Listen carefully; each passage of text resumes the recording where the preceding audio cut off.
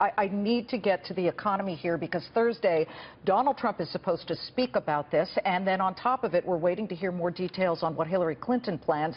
We've got a market that's moving higher on a suspect issue, Christy, and that is that the Federal Reserve again is indicating it will back off, no rate hike. We must have nothing going in this economy if that's the case, that we can't even endure a quarter-point hike.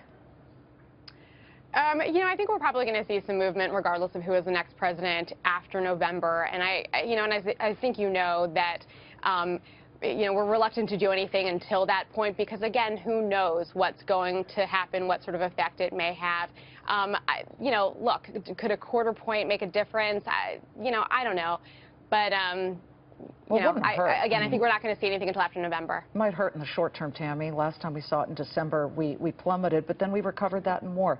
So what does the next president have to do to make this less of a drama and more an issue of, hey, we've got to normalize rates? Look, traditionally in the 8th year of a two-term president, the market gets very nervous because you've got a lame duck president, and especially if the opposition looks like it's going to win, suddenly you don't quite know what's going to happen. So traditionally, the market tends to go down or gets very nervous.